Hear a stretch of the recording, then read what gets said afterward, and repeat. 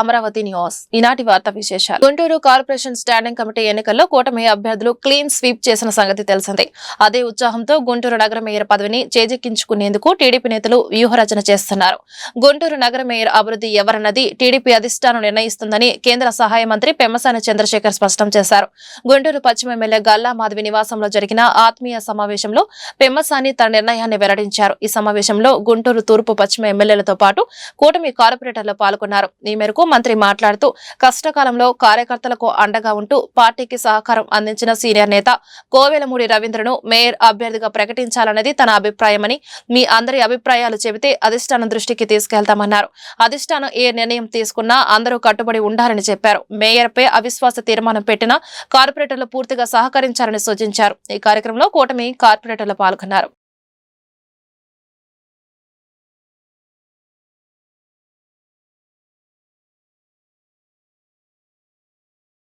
Delhi assembly ఎన్నికల్లో BJP ఘన విజయంపై ఆ పార్టీ ఏపీ అధ్యక్షురాలు ఏపీ పురంధేశ్వరి స్పందించారు. దేశవ్యాప్తంగా ఎక్కడ ఎన్నికలు జరిగినా కాషాయ జెండా రెపరెపలాడుతుందని సంతోషం వ్యక్తం చేశారు. విశాఖలో ఆమె మీడియాతో మాట్లాడారు. 27 ఏళ్ల తర్వాత ఢిల్లీలో అధికారంలోకి వచ్చాం. కార్యకర్తల కృషి వల్లే ఈ విజయం సాధ్యమైంది. ఏపీలో గత ప్రభుత్వం రాష్ట్ర అభివృద్ధిని నిర్లక్ష్యం చేసిందని, అప్పుడు అభివృద్ధి అనే పదానికి తావు లేకుండా పోయిందన్నారు. దోచుకోవడంపైనే వైసీపీ నేతలు దృష్టి సారించారని పురంధేశ్వరి విమర్శించారు. ఆంధ్ర రాష్ట్రంలో మనకి ఎన్నికల ఫలితాలు మనం చూసాము. అదేవిధంగా 2025లో ఇప్పుడు మనం ఢిల్లీ ఎన్నికల ఫలితాన్ని మనం చూస్తున్నాం. ఈ రెండింటికి కూడా భావసారూప్యత ఉన్నటువంటి విషయాన్ని మనం ఇక్కడ గ్రహించాలి. ఎందుకంటే ఆంధ్ర రాష్ట్రంలో 5 సంవత్సరాల కాలం కేవలం విద్వేషానికి, విధ్వంసానికి పెద్దపీట వేస్తూ, రాష్ట్రాన్ని అప్పుల ఊబిలోకి నెట్టివేస్తూ, అభివృద్ధి అన్న పదానికి తావు లేకుండా నిజమైనటువంటి లబ్ధిదారులు ఏవైతే కేంద్రం వారి యొక్క సంక్షేమాన్ని ఆకాంక్షిస్తూ వారు అనేక పథకాలను ప్రవేశపెట్టినా నిజమైనటువంటి లబ్ధిదారులకి ఆ లబ్ధి చేకూర్చకుండా కేవలం తమ జేబులు నింపుకోవడం మీదే దృష్టి పెడుతూ ఏ విధంగా రాష్ట్రాన్ని నెగ్లెక్ట్ చేసిందో వైఎస్ఆర్సీపీ ప్రభుత్వం మనందరికీ తెలియనటువంటి విషయం కాదు. ఆ బాధలు అనుభవించినటువంటి ప్రజలు ఖచ్చితంగా మార్పు కావాలి. ఒక మంచి పరిపాలన రాష్ట్రానికి అందించేటువంటి నాయకత్వానికి, అదేవిధంగా అభివృద్ధిని సాధించగలిగినటువంటి కూటమి ఏదైతే ఉందో ఆ కూటమికి పట్టం కట్టాలి అనేటువంటి భావనతోటి ఆంధ్ర రాష్ట్రంలో ప్రజలు అనూహ్యమైనటువంటి విజయాన్ని మరి ఎన్డీఏ కూటమికి అందించారు. ఏ విధంగా మనం అభివృద్ధిని సాధించుకోవచ్చో ఆంధ్ర రాష్ట్రం ఒక అద్భుతమైనటువంటి ఉదాహరణ అని చెప్పి మీ మాధ్యమంగా ప్రజలందరికీ కూడా నేను తెలియజేస్తున్నటువంటి విషయం.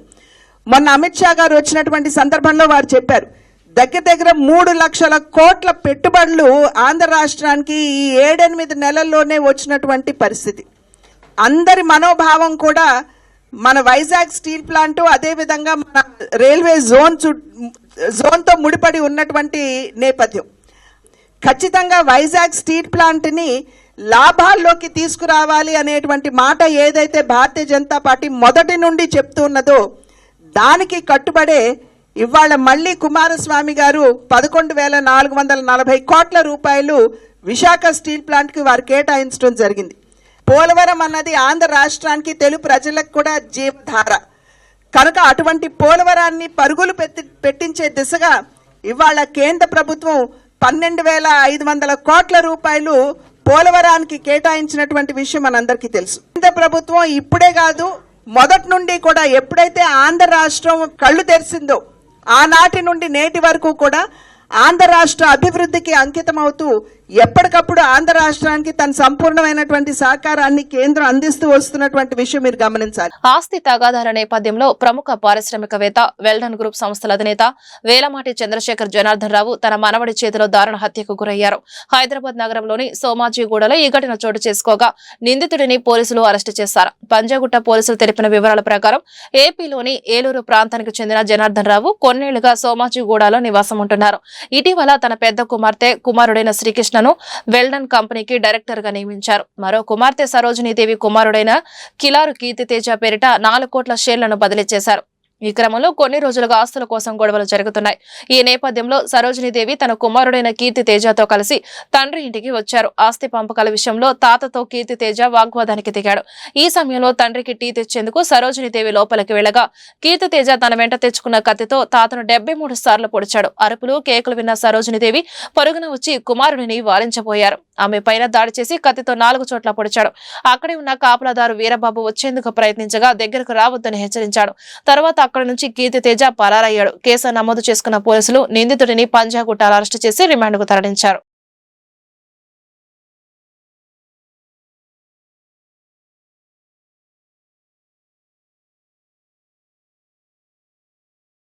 ప్రజా సమస్యలను క్షేత్రస్థాయి నుంచి పరిష్కరించి నగర అభివృద్ధికి సంపూర్ణ ప్రణాళికలను శ్రీకారం చుట్టబోతున్నామని కేంద్ర గ్రామీణ అభివృద్ధి కమ్యూనికేషన్ శాఖల సహాయ మంత్రి డాక్టర్ పెమ్మసాని చంద్రశేఖర్ అన్నారు.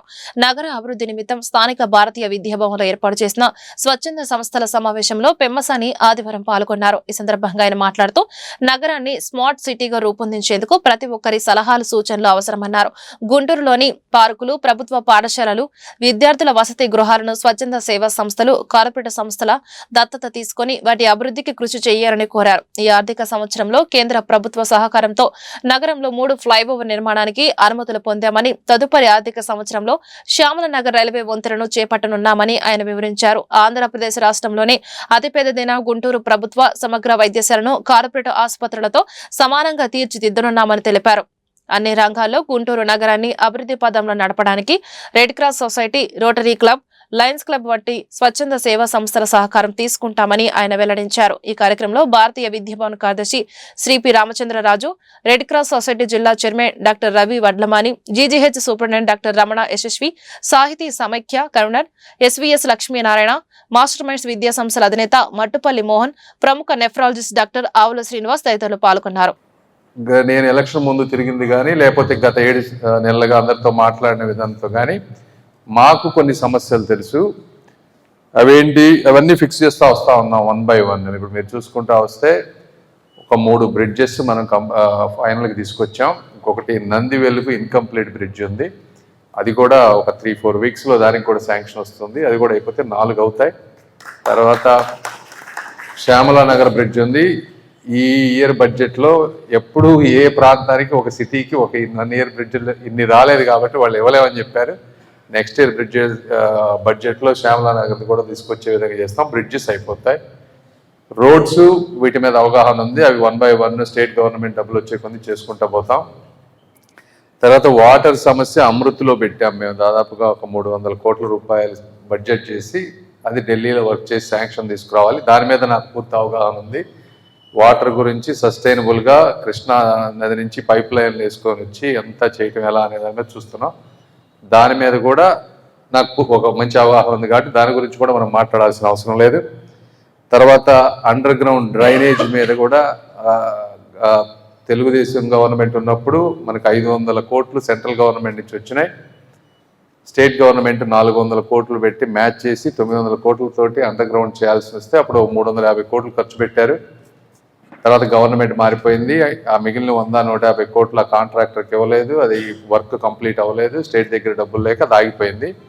సో దానికి ఏం చేయాలనేది ఒక పెండింగ్ ఇష్యూ, అది ఇంకా ఫైనల్ అవ్వలేదు. దాని మీద కూడా నాకు అవగాహన ఉంది. దాని గురించి కూడా అన్లెస్ మీరు ఏదైనా వాల్యూ యాడ్ క్రియేట్ చేస్తే తప్పించి దాని గురించి కూడా అవసరం లేదు.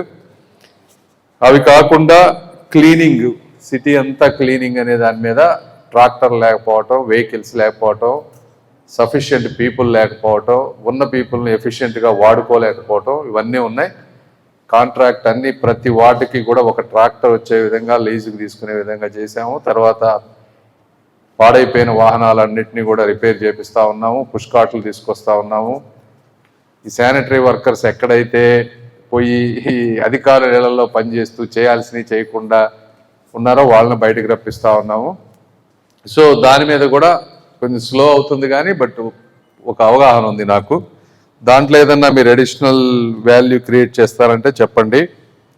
ఇవి కాకుండా సిటీలో అన్ని ఏరియాల్లో ఈ రోజున వీడియో కెమెరాస్ పెడతా ఉన్నాము. అన్ని సిగ్నల్స్ అన్నిటి దగ్గర కూడా ఆగిపోయిన పాడైపోయిన లైట్స్ అన్నీ కూడా తీసుకొస్తాము. ట్రాఫిక్ సమస్య కూడా వాటిని కూడా వర్క్ చేస్తూ ఉన్నాం. ఆ 2 ఇవి కాకుండా పార్కుల్ని ప్లాన్ చేస్తున్నాం. ఇప్పుడు మొన్న ఆల్ ఇండియా బంజారా సేవా సంఘం ఆధ్వర్యంలో ఏపీ రాష్ట్ర కార్యవర్గ సమావేశం గుంటూరులో జరిగింది. ఈ సమావేశానికి ముఖ్య అతిథిగా జాతీయ నాయకులు లక్ష్మణ నాయక్, రాష్ట్ర అధ్యక్షులు వెంకట రమణ నాయక్, రాష్ట్ర కార్యదర్శి అంజీ నాయక్ హాజరయ్యారు. ఈ సందర్భంగా ఆయన మాట్లాడుతూ తాండాలలో విద్య, వైద్య సౌకర్యాలు లేక అనేక సమస్యలు ఎదుర్కొంటున్నారని చెప్పారు. తమ హక్కులు సాధించుకునేందుకు ఎస్టీలలో ఉన్న బంజారాలకు రాజకీయ ప్రాధాన్యత కల్పించాలని కోరారు. తాండాలలో మౌలిక వసతులు కల్పించాలని, సేవాలాల్ మహారాజు జయంతిని ప్రభుత్వ సెలవు దినంగా ప్రకటించాలని డిమాండ్ చేశారు. ప్రభుత్వం సేవాలాల్ జయంతికి 50 లక్షలు కేటాయించడంపై హర్షం వ్యక్తం చేశారు. బ్యాంకింగ్ పోస్టులను భర్తీ చేసి చిరు వ్యాపారులకు ప్రభుత్వం సహాయ సహకారాలు అందించాలని కోరారు. నూతన ఆంధ్రప్రదేశ్ రాష్ట్ర కార్యవర్గాన్ని త్వరలో ప్రకటిస్తామని తెలిపారు. బంజారా సేవా సంఘం రాష్ట్ర కార్యవర్గ సమావేశానికి ప్రతి జిల్లాల నుంచి మా బంజారా సోదరులు అందరూ చాలామంది వచ్చారు. ఈరోజు మా విషయం ఏంటంటే కొత్త కమిటీ ఏర్పాటు చేసుకోవటం, మా విధి విధానాల గురించి చర్చించడం జరుగుతుంది. మరి మా రాష్ట్ర నాయకులు అలాగే మా జనరల్ సెక్రటరీ గారి సారథ్యంలో ఈ కార్యక్రమం చాలా చక్కగా నిర్వహించాము. మరి మాకు స్వాతంత్రం వచ్చి 78 సంవత్సరాలు అయింది. మరి తండాల్లోకి వెళ్తే ఎక్కడ కూడా రోడ్లు లేని పరిస్థితులు చాలా దారుణంగా ఉన్నాయి. మరి అంగన్వాడీ స్కూళ్ళు లేవు తండాల్లో. మరి ఎలాగైతే ఇప్పుడు మాకు తండాల నుంచి హాస్పిటల్కి వెళ్ళాలంటే ఒక గంటన్నర జర్నీ పట్టే పరిస్థితులు ఉన్నాయి. మరి గవర్నమెంట్ వారు ఈ విషయాల మీద పరిశీలించి మాకు న్యాయం చేయాలని సీఎం గారికి అలాగే డిప్యూటీ సీఎం గారికి మనవి చేసుకుంటున్నాము. మా విద్యార్థులు కూడా చాలా ఇబ్బంది పడే పరిస్థితులు ఉన్నాయి. హాస్టల్లో వసతులు సక్రమంగా లేదు, అలాగే బ్యాక్లాగ్ పోస్టులు లేవు. మరి ఎస్టీ విద్యార్థులు చదువుకొని నిరుద్యోగులుగా రోడ్ల మీద తిరుగుతున్నారు. మరి చిరు వ్యాపారాలని లాస్ట్ గవర్నమెంట్లో జగన్మోహన్ రెడ్డి గారు చెప్పారు. మరి చిరు వ్యాపారం అనేది ఎక్కడ ఏ తండాల్లో, ఏ మండలాల్లో, ఏ జిల్లాల్లో కూడా జరగలేదు. మరి ఈ గవర్నమెంట్ వారైనా స్పందించి మా బంజారా బిడ్డలకి తగు న్యాయం చేయవలసిందిగా గవర్నమెంట్ వారిని ప్రాధేయపడుతున్నారు. జై సేవాలాల్. ఆల్ ఇండియా బంజారా సేవా సంఘం ఈ కార్యక్రమం ఈరోజు రాష్ట్ర బాడీ పిలుపు మేరకు ఇక్కడ జరిగింది. గుంటూరులో జరుగుతున్న కార్యవర్గ సమావేశానికి నేను జాతీయ కమిటీ ప్రతినిధిగా ఇక్కడ హాజరై ఉన్నాను. నా పేరు డాక్టర్ లక్ష్మణ నాయక్, పూర్వ అధ్యక్షుని కూడా ఈ ఆల్ ఇండియా బంజారా సేవా సంఘం. ముఖ్యంగా మేము ప్రభుత్వానికి కోరేది ఏంటంటే, ఎలా అయితే మీరు శ్రీకృష్ణ జయంతికి, వినాయక చవితికి వాటికి మీరు సెలవులు ఇస్తారో, అదేవిధంగా సంత్ శ్రీ సేవాలాల్ మహారాజ్ జయంతి ఫిబ్రవరి 14వ తారీఖు కంపల్సరీ సెలవు ప్రకటించాలని మేము ప్రభుత్వాన్ని కోరుతున్నాము. అదేవిధంగా చాలా పండుగలు చేసుకోవడానికి, జాతరలు చేసుకోవడానికి మరి ప్రభుత్వము మరి ఈ కార్యక్రమానికి చేదోడు వాదోడు ఉండాలని మేము కోరాము. గవర్నమెంట్ ఈసారి గుత్తిలో సేవాగాడ్ నందు సంత్ శ్రీ సేవాలాల్ జయంతి జరుపుకోవడానికి 50 లక్షలు డబ్బులు శాంక్షన్ చేసినందుకు మేము కృతజ్ఞతలు తెలియజేస్తున్నాము. అదేవిధంగా ఆల్ ఇండియా బంజారా సేవా సంఘం తరఫున మేము బంజారా జాతి బిడ్డలకు, కూడుగూడు లేని బంజారా వాసులకు మేము సోదరుడు వాదులుగా ఉంటూ మా న్యాయమైన డిమాండ్ల కోసము మేము ప్రభుత్వాన్ని ప్రతిసారి కూడా మేము రిక్వెస్ట్ చేస్తున్నాము. అన్ని వర్గాల వరే బంజారా వర్గాన్ని, బంజారా జాతిని కూడా పురోభివృద్ధి చెందించడానికి ప్రభుత్వము మాకున్న హక్కులను మరి వాళ్ళు దృష్టిలో పెట్టుకొని మా చిన్న కోరికలు ఉంటాయి. ఎందుకంటే ముఖ్యంగా బంజారా వాసులకు చదువు, పిల్లలకు చదువు, అలానే గూడు అనేది అవసరం. చాలా పల్లెల్లో నేటికి తండాలు ఉన్నాయి. ఆ తండాల్లో కొన్ని చోట్ల సరిగా రోడ్లు లేదనే విషయం కూడా వాస్తవంగా. అదేవిధంగా కొన్ని ఏజెన్సీ ఏరియాలో తండాలు ఉన్నాయి. నమస్కారం. ఈరోజు ఆల్ ఇండియా బంజారా సేవా సంఘం రాష్ట్ర సమావేశం కార్యక్రమం నిర్వహించబడినది. 2022లో ఆల్ ఇండియా బంజారా సేవా సంఘం రాష్ట్ర కమిటీని ఏర్పాటు చేయడం జరిగింది. 2024లో 2 ఇయర్స్ ఈ యొక్క కమిటీ యొక్క తీర్మానం 2 సంవత్సరాలు ఉంటుంది. 2 సంవత్సరాల కాల పరిమితి కంప్లీట్ అయింది కాబట్టి ఈ యొక్క మళ్ళా రాష్ట్ర కమిటీని మళ్ళీ ఎలక్షన్స్ నడపాలన్నా, ఎక్కడ నడపాలనే దానిపైన ఒక అవగాహన సదస్సు మీద జిల్లాల వారీగా రాష్ట్ర నాయకుల ఆలోచనలు, సూచనలు తీసుకొని ఈ యొక్క కార్యక్రమాన్ని ఈరోజు ఏర్పాటు చేయడం జరిగింది. ఈ యొక్క ఆల్ ఇండియా బంజారా సేవా సంఘం అనేది నేషనల్ వైడ్. ఇది 23 రాష్ట్రాలలో ఆల్ ఇండియా బంజారా సేవా సంఘం అనేది ఏర్పాటు అయినది. 23 రాష్ట్రాలలో రాష్ట్ర నాయకులు ఉన్నారు, 23 రాష్ట్రాలలో జిల్లా అధ్యక్షులు కూడా ఉన్నారు.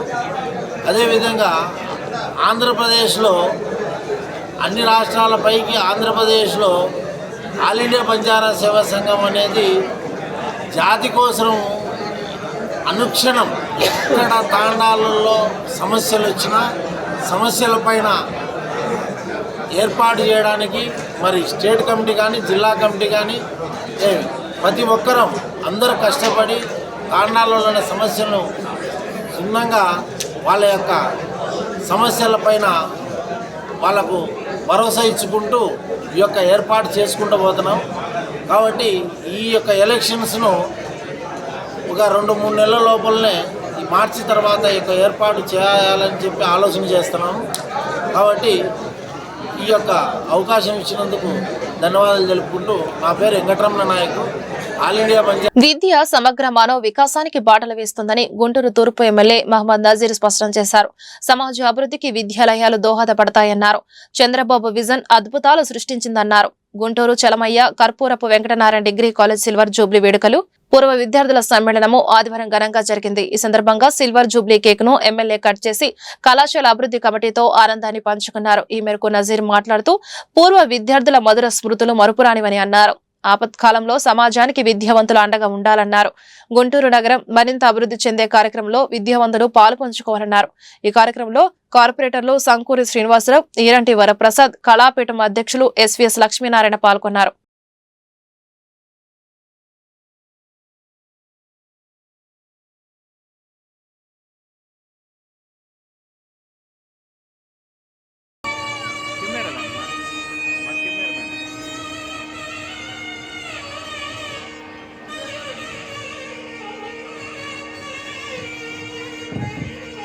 ఆర్ఎల్ నరసింహరావు గారిని ఇంకో మెంబర్ వారిని కూడా పైకి రావాల్సిందిగా కోరుతున్నాం. ఈ బుక్ తేడంలో కృషి అంతా కూడా ఆర్ఎల్ గారిది. అలానే మాజీ శివరాం ప్రసాద్ గారిని కూడా వేదిక పైకి రావాల్సిందిగా కోరుతున్నాం. 25 సంవత్సరాల నుంచి చదివినటువంటి వాళ్ళు వీళ్ళందరికీ ఎందుకు ఈరోజు కాలేజ్ అంటే, కాలేజ్ అట్మాస్ఫియర్ అంటే ఎందుకు నచ్చుతుందా అంటే, మనకి ఇప్పుడున్నటువంటి విషయం మీద మాకు ఎక్కడ కూడా ఇంట్రెస్ట్ ఉండదు, కాన్సన్ట్రేషన్ ఉండదు. కానీ 25 ఇయర్స్ తర్వాత ఈ కాలేజ్ లైఫ్ కావాలంటే ఎవరు కూడా దొరికేటువంటి పరిస్థితులు లేవు. ఈ రోజున్న సమాజంలో అయితే 100% I can assure you that we are not going to get this type of culture or atmosphere throughout the world. Wherever you go, wherever you are, in which profession you are not going to go, get this atmosphere. ఒక్కసారి college లైఫ్లో నుంచి బయటికి వెళ్ళిన తర్వాత 25 సంవత్సరాల్లో మీరు ఎంత పెద్ద స్థాయిలో ఉన్నా కూడా ఇటువంటి ఫ్రెండ్స్ కానీ, ఇటువంటి విధానం మీకు చెప్పగలిగినటువంటి టీచర్స్ కానీ, మిమ్మల్ని గైడ్ చేసేటువంటి అట్మాస్ఫియర్ కానీ ప్రపంచంలో ఏ మూల కూడా దొరకదనేటువంటి విషయాన్ని మీ అందరూ కూడా ఒక్కసారి గుర్తు తేవాలనుకుంటా ఉన్నాను. సో అందుకని పాత స్టూడెంట్స్ కానీ, కొత్తగా చదువుకుంటున్నటువంటి పిల్లలు కానీ మీరందరూ కూడా ఈ అట్మాస్ఫియర్ని ముందుగా హైర్ చేసుకోవడం, అంటే సొంతంగా మీరు మాది అనేటువంటి విధానాన్ని మీరందరూ కూడా అలవర్చుకోవాల్సినటువంటి అవసరం ఉంది. ఇప్పుడే పెద్దలు చెప్పారు అల్యూమిని ఉందని. అల్యూమిని ఉంది అంటే కాలేజ్కి అది ఒక బలం. ఇప్పుడే నేను అడిగా, ఈ కాలేజ్ నుంచి హైయెస్ట్ ర్యాంక్లో ఉన్నటువంటి వాళ్ళు 2-3 పేర్లు చెప్పండి అని. 25 సంవత్సరాల నుంచి కాలేజ్కి కానీ, లేకపోతే ఈ కాలేజీలో ఉన్నటువంటి ప్రిన్సిపల్స్ కానీ ఒక మంచి పేరు ప్రఖ్యాతలు తీసుకొచ్చేటువంటి అర్హత కలిగినటువంటి వ్యక్తి ఒక్క పేరు చెప్పండి అని చెప్పి ప్రిన్సిపల్ గారిని ఇప్పుడే అడిగాను. అంటే ఇది మనం అనుకుంటే వచ్చేది కాదు. మన స్టూడెంట్స్లో నుంచి ఎవరో ఒక్కటి వచ్చినా కూడా కాలేజ్కి ఆ పేరు అనేది ఆటోమేటిక్గా వస్తుంది. ఎప్పుడు జరిగినటువంటి తక్షశిల యూనివర్సిటీ కానీ, లేకపోతే అనేక యూనివర్సిటీస్ గురించి మనం మాట్లాడుకుంటున్నాం. ఎవరో ఒక్క పిల్లవాడు చదువుకొని ఆ కాలేజీలో చదువుకున్నటువంటి పిల్లవాడు కానీ, ఆ యూనివర్సిటీలో చదువుకున్నటువంటి పిల్లవాడు ఒక్కడు అబ్దుల్ కలాం అవుతాడని ఎవరు కూడా ఊహించినటువంటి పరిస్థితులు. కానీ అటువంటి విద్యార్థులు ఈరోజు చదువుకున్నటువంటి వాళ్ళు కానీ ఈ 25 సంవత్సరాల్లో చాలామంది ఉంటారని నేను కూడా భావిస్తూ ఉన్నాను. అందుకని యాజమాన్యం వారు ప్రతి ఒక్కరి ప్రొఫైల్ కూడా తప్పనిసరిగా మెయింటైన్ చేస్తే డెఫినెట్లీ దీంట్లో నుంచి చాలామంది, ఇప్పుడే ఒక టీచర్ గారు, లెక్చరర్ గారు నిర్మలాలో చదివిస్తూ ఉన్నారు. అట్లా లెక్చరర్స్గా చేసి సెంట్రల్ యూనివర్సిటీ డీన్లు కానీ లేకపోతే వైస్ ఛాన్సలర్ స్థాయికి వెళ్ళినటువంటి వాళ్ళు కూడా చాలామంది ఉంటారు. అటువంటి వాళ్ళ డేటా మొత్తం కూడా కలెక్ట్ చేయాల్సినటువంటి అవసరం ఉంది. 25 years బ్యాక్ నేను 97లో నా డిగ్రీ అయిపోయింది. సో నేను కేఎల్పి పబ్లిక్ స్కూల్లో చదివినప్పుడు 25 సంవత్సరాల తర్వాత లాస్ట్ సండే నన్ను పిలిచారు వాళ్ళు. దంతాల ప్రథమ శత్రువులు నోటిలో నివసించే సూక్ష్మజీవులే అని ప్రముఖ దంత వైద్య శస్త్రచికిత్స నిపుణులు డాక్టర్ చెల్లా చైతన్య వ్యాఖ్యానించారు. నోరు ఎప్పటికప్పుడు శుభ్రంగా ఉంచుకోవాలన్నారు. లేకపోతే అనేక అనారోగ్య సమస్యలు తలెత్తుతున్నాయన్నారు. ఆదివారం ఉదయం స్థానిక బ్రాడీపేటలోని హెచ్హెచ్ఓ భవన్లో HHO hypertension and diabetic club, మానవతా స్వచ్ఛంద సేవా సంస్థ సంయుక్తంగా నిర్వహించిన ఉచిత దంత వైద్య శిబిరం, శాస్త్రీయ అవగాహన సభలో డాక్టర్ చైతన్య పాల్గొన్నారు. ఈ మేరకు ఆయన మాట్లాడుతూ పోషకాహార లోపం, విటమిన్ల లోపం నోటి వ్యాధులకు కూడా కారణమవుతాయని వివరించారు. దంత సమస్యలు వచ్చినప్పుడు వైద్యులను సంప్రదించి తగిన వైద్యం సేవలు పొందాలన్నారు. ఈ కార్యక్రమంలో T Dhananjaya Reddy, doctor T Seva Kumar తదితరులు పాల్గొన్నారు. మనం 6వ సంవత్సరం నుంచి 12వ సంవత్సరం వరకు పాల పళ్ళు ఊడిపోయి శాశ్వతంతం వచ్చే టైం. ఒక్కొక్క పంటికి ఒక్కొక్క వయసు అనేది ఉంటుంది. కొంతమంది 4 ఏళ్లకే పళ్ళు పాడైపోయింది అనుకోండి, పుచ్చిపోయింది కదా తీసేయండి డాక్టర్ గారు అని వస్తారు. కానీ మనం తొందరపడి తీసేస్తే 6వ సంవత్సరంలో రావాల్సిన పళ్ళు మన 5వ సంవత్సరంలో స్టార్ట్ అవుతుంది. అప్పుడు ఏమవుతుంది, చిన్నగా కూడా పెద్ద పళ్ళు వస్తాయి. దాని కాన్సిక్వెన్సెస్ టీనేజ్ లో ఫేస్ చేస్తారు. సో పాల పళ్ళను నిర్లక్ష్యం చేయటం, లేదంటే తీయించేసుకోవటం, 10 ఏళ్ల తర్వాత రావాల్సిన పన్నుని 6 ఏళ్లలోనే తీయించేయటం, అంటే కొన్ని వీటికి సంబంధించి కాకుండా కంపల్సరీ తీసుకోవాల్సిన కండిషన్స్ ఉంటాయి. ఇప్పుడున్న లేటెస్ట్ టెక్నాలజీలో పొరపాటున తీసినా కూడా పట్టిని దాన్ని ఇప్పుడు క్లిప్స్ ట్రీట్మెంట్ లాగా ఎలా తయారు చేస్తామో అట్లానే ఆ స్పేస్ మెయింటైన్ చేసుకోవడం అనేది చేయాలి. సో దవడలో ఇబ్బందులు రాకుండా ఉంటాయి. ఇది చిన్నపిల్లలకి సంబంధించి. వీటిలో ఇప్పుడు నేను చెప్పిన ఏ కాన్సెప్ట్ అయినా సరే కొంచెం నిర్లక్ష్యం చేస్తే నెమ్మదిగా టీనేజ్లోకి వెళ్తాయి. అంటే సింపుల్ లాజిక్, దంత వైద్యం అన్ని ఇంటర్లింక్డ్ ఉంటాయండి.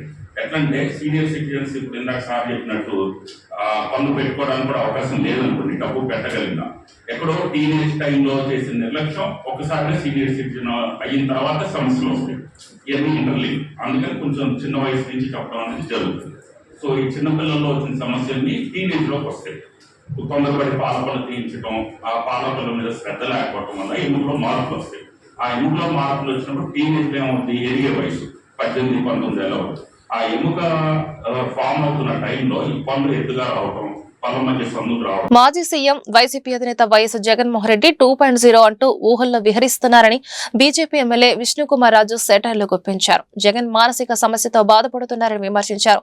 విశాఖపట్నంలోని బీజేపీ కార్యాలయంలో విష్ణుకుమార్ రాజు మీడియా సమావేశం నిర్వహించారు. ఈ సందర్భంగా విష్ణుకుమార్ రాజు మీడియాతో మాట్లాడుతూ వైఎస్ జగన్ వైసీపీకి అధ్యక్షులుగా ఉన్నంత కాలం కూటమికి భయం లేదని విష్ణుకుమార్ రాజు అన్నారు. కేంద్రంలో ఏఐసీసీ అగ్రనేత రాహుల్ గాంధీ, ఏపీలో జగన్ ఉన్నంత వరకు ఇక్కడ కూటమికి, అక్కడ బీజేపీ ఎలాంటి డోకా లేదని చెప్పారు. ఢిల్లీ నుంచి గల్లీ వరకు ఎప్పుడు ఎన్నికలు జరిగినా బీజేపీ విజయం సాధిస్తుందని ధీమా వ్యక్తం చేశారు. జగన్ మాటలు సినిమాల్లో సరిపోతాయని, నిజ జీవితంలో ఎలాంటి మాటలు సూట్ కావని చెప్పారు. అసభ్యంగా మాట్లాడే మంత్రులను కూటమి పార్టీలోకి ఎప్పుడూ తీసుకోమని స్పష్టం చేశారు. తన వ్యక్తిగత అభిప్రాయం ప్రకారం రిషికొండ ప్యాలెస్ లో 1 హెక్టారు బెంచ్ పెడితే మంచిదని సలహా ఇచ్చారు. భవిష్యత్తులో కూటమికి విజయాలు వస్తాయని, వైసీపీ ఇంకా అపజయాలను మూటగట్టుకుంటుందని ఎమ్మెల్యే విష్ణుకుమార్ రాజు విమర్శించారు. విషయానికి వస్తే గౌరవనీయులైన జగన్మోహన్ రెడ్డి గారు వైఎస్ఆర్ సిపికి నేతృత్వం వహిస్తున్న, ఎంతకాలం ఆయన నేతృత్వం వైఎస్ఆర్ సిపికి వహిస్తారో అంతవరకు కూటమికి డోకా లేదు. అంటే జగన్మోహన్ రెడ్డి 30 సంవత్సరాలు వైఎస్ఆర్ సిపికి ఆయనే ఇన్ఛార్జో, లేకపోతే ఆయనే ప్రెసిడెంట్ గారు, ఆయనే చైర్మన్ గారు, లేకపోతే వైఎస్ఆర్ సిపి అంతా ఆయనకే ఉంది, ఆయన సొంత పార్టీ కాబట్టి ఆయన నేతృత్వం ఉన్నంత వరకు కూటమికి ఏ విధమైన ఇబ్బంది లేదు. 10 సంవత్సరాలైనా 20 సంవత్సరాలైనా ఇంకా వైఎస్ఆర్ సిపి అనేది కనుమరుగైపోయే పరిస్థితి ఉంది. అట్లాగే కాంగ్రెస్ పార్టీ లేనేలేదు. 1 సీటు కూడా గెలవపోవటము, ఢిల్లీలో 1 సీటు కూడా గెలవపోవటం అంటే మరి గౌరవనీయులైన మరి కాంగ్రెస్ పార్టీలో ఉన్న రాహుల్ గాంధీ గారికి తెలియాలి. ఆయన ఉన్నంత వరకు ఎక్కడా కూడా బీజేపీకి డోకలేదు. అట్లాగే అక్కడేమో రాహుల్ గాంధీ గారు, ఇక్కడేమో జగన్మోహన్ రెడ్డి గారు. వారు ఉన్నంత వరకు అసలు పల్లేరుపై నడకలాగుంటుంది అని చెప్పి నల్లేరిపై నడకలాగా ఉంటుందని ఒక సామెత ఉంది. విద్య ద్వారానే సమాజ వికాసం సాధ్యమని కళాపీఠ అధ్యక్షులు ఎస్వీఎస్ లక్ష్మీనారాయణ వ్యాఖ్యానించారు. న్యూ ఎడ్యుకేషనల్ పాలసీ విద్యార్థుల కళలను సాకారం చేసిందన్నారు. 140 కోట్ల జనాభా ఉన్న భారతదేశం ఎప్పుడూ ఆహార సమస్యను ఎదుర్కొని లేదని చెప్పారు. Guntur Chelamayya Karpurapu Venkatanarayana degree college silver jubilee వేడుకలు పూర్వ విద్యార్థుల సమ్మేళనము ఆదివారం ఘనంగా జరిగింది. ఈ వేడుకల్లో ముఖ్య అతిథిగా ఎస్వీఎస్ లక్ష్మీనారాయణ పాల్గొన్నారు. ఈ సందర్భంగా ఆయన మాట్లాడుతూ విశ్వగురువుగా భారతదేశం అవతరిస్తుందన్నారు. విద్యా నాగరికత సంస్కారాన్ని నేర్పుతోందన్నారు. దేశ దిశ మార్చే శక్తి విద్యాలయాలకు మాత్రమే ఉందన్నారు. ఈ కార్యక్రమంలో ఎమ్మెల్యే మహమ్మద్ నజీర్, కార్పొరేటర్లు సంకూరి శ్రీనివాస్, ఈరంటి వరప్రసాద్, కొనకళ్ళ సత్యం, బుజ్జి తదితరులు పాల్గొన్నారు. రిజర్వేషన్స్ ఇలాంటి మాటలు లేకుండా ప్రతి ఒక్కరికి కూడా ఏది కావాలంటే అది చదివేటువంటి ఒక గొప్ప ఆలోచన న్యూ ఎడ్యుకేషన్ పాలసీ చేస్తుంది. అంటే ఇది ప్రభుత్వ పాలసీ గురించి మాట్లాడటానికి నేను రాలేదు. విద్య యొక్క అవసరాన్ని గుర్తించారు కాబట్టి పాలకులు. అలాగే ఈ ప్రభుత్వం, ఇప్పుడున్నటువంటి చంద్రబాబు నాయుడు ప్రభుత్వం గతంలో ఒక 10 సంవత్సరాల ముందుగా, అందుకనే ఆయన విజనరీ అంటారు. చంద్రబాబు నాయుడు విజనరీ అంటానికి కారణం ఏంటంటే, ఇప్పుడు మీరు చూడండి, మనకు అమెరికా నుంచి పంపించినటువంటి వాళ్ళందరూ కూడా పంజాబ్, గుజరాత్, మహారాష్ట్రకు చెందిన వాళ్ళు, ఆంధ్ర వాళ్ళు లేరు. అంటే గొప్ప కోసం చెప్పడం లేదు. కారణం ఏంటంటే మన వాళ్ళు డంకీ మార్గంలో కాదు, స్ట్రైట్ మార్గంలో ఇంజనీర్స్గా వెళ్ళారు ఆ దేశానికి. అంత తేలిక కాదు మనల్ని పంపించడం. ఎందుకంటే మనల్ని పంపిస్తే వాడు కూతారు. అది ఇల్లీగల్గా ఉన్నటువంటి వాడి సంగతి పక్కన పెడతాం. ఈ ఇంజనీరింగ్ అనేటువంటిది గ్రామాల్లో పెట్టడానికి ఒక విజనరీ ఆలోచించాడు. కాబట్టి ఇవాళ ఆంధ్రదేశంలో నుంచి ఇంతమంది ఇంజనీర్స్, మహారాష్ట్రలో కూడా లేదు. ఐ హావ్ సీన్ రత్తయ్య గారు మహారాష్ట్రలో కూడా ఒక యూనివర్సిటీ పెట్టున్నారు, మేము కూడా చూసి వచ్చాం. అక్కడ కూడా ఇంతమంది ఇంజనీరింగ్ లేరు. ఇంజనీరింగ్ యొక్క అవసరం అక్కడ ఉన్నది కాబట్టి ప్రపంచం యొక్క అవసరాన్ని గుర్తించారు, దేశం యొక్క అవసరాన్ని గుర్తించి పెట్టారు. కాబట్టి ఎప్పుడైనా సరే పెద్దలు విద్య మీద పెట్టేటువంటి పెట్టుబడి మాత్రం మామూలు కాదది. అది ఒక సంస్కారాన్ని మారుస్తుంది. దీనివల్ల ఏం జరుగుతుందంటే ఇవాళ ఒక గొప్ప ఆపర్చునిటీ వచ్చింది మనకు. ట్రంప్ లాంటి ఒక రాష్ట్రపతి అమెరికాలో ఎన్నుకోబట్టడం భారతదేశానికి అదృష్టం. కారణం ఏంటంటే, డోంట్ ఎక్స్పెక్ట్ మోడీ పోయి మా పిల్లల్ని వెనక్కి పంపించొద్దు, మా వాళ్ళని ఇక్కడే ఉంచాలని అడుగు తినాల్సిన దరిద్రం లేదు. ఈ దేశంలో మనం అనేక మందిని భరించగలిగేటువంటి శక్తి మన దేశంలో ఉన్నది. ఈ ఉన్నటువంటి వనరుల్ని వాడుకోవటానికి ఇవాళ మనం కృషి చేయాలి. దానికి ఇక్కడ ఉన్నటువంటి విద్యావేత్తలు కృషి చేయాలి. అయితే ఎందుకు వెళ్ళారని కొంతమంది అడిగారు. ఇక్కడ బతకలేకనే కదా పోతున్నారు. కాదు, ఎప్పుడైనా సరే ఎక్స్పోర్ట్స్ ఏం చేస్తారు? ఆహారాన్ని మనం ఎక్స్పోర్ట్ చేస్తున్నాం, మిల్క్ని ఎక్స్పోర్ట్ చేస్తున్నాం. ఇవాళ ఒకప్పుడు పిల్లలకు పాలు లేనటువంటి దేశం నుంచి రైస్ ఎక్కడి నుంచో తెచ్చుకున్నటువంటి ఏదో ముష్టెత్తుకొని అక్కడి నుంచి ఇక్కడి నుంచి వచ్చినటువంటి దేశం ఇవాళ 70 దేశాలకి ఉచితంగా ఇవ్వగలిగేటువంటి సత్తా ఎలా వచ్చిందంటే ఈ రైతులకు వాళ్ళకి పాద నమస్కారం. రైతులు చేసినటువంటి కృషి వల్ల, 2-3 సైంటిస్టులు చేసినటువంటి ఒక గొప్ప చైతన్యం వల్ల ఇవాళ దేశము 140 కోట్ల మంది జనాభా ఉన్నటువంటి దేశంలో ఆహార సమస్య లేకుండా ఉన్నది. అంటే కారణం ఈ దేశంలో చేసినటువంటి కృషి బలుడు, దానికి సహకరించినటువంటి మిగిలినటువంటి సమాజం. ఇంకొక 70 కోట్ల మంది. ఇప్పుడు ప్రదేశంలో, భారతదేశంలో ఏంటంటే సహజసిద్ధంగా ఉన్నటువంటి ఇంటలెక్చువల్స్ని మనం ఎక్స్పోర్ట్ చేసాం అంతే. మనకి ఎవరిని పంపిస్తున్నాడో మన దగ్గర ఏది ఎక్స్ట్రా ఉంటే అది ఇచ్చాం. మనకి ఏది ఎక్స్ట్రా ఉన్నది వాళ్ళ ఇంటలెక్చువల్. ఇక్కడ ఎందుకంటే this is the land of intellectuals. ప్రపంచంలో చూడండి, మీకు ప్రపంచమంతా దుఃఖమయంగా మారినప్పుడు, ఆశ లేనప్పుడు బుద్ధుడు పుట్టాడు ఈ దేశంలో, లైట్ ఆఫ్ ఏషియా. బౌద్ధం ఈ దేశంలో ఉండే అత్యధిక జనాభాని ఇన్ఫ్లుయెన్స్ చేయగలిగింది. శంకరాచార్యుడు పుట్టాడు, జ్ఞానమూర్తి, ఇన్ఫ్లుయెన్స్ చేయగలిగావు. అందుకనే విశ్వగురుత్వంలో భారతదేశం ఉన్నది. ఈ వార్తలు ఇంతటితో సమాప్తం. నమస్కారం.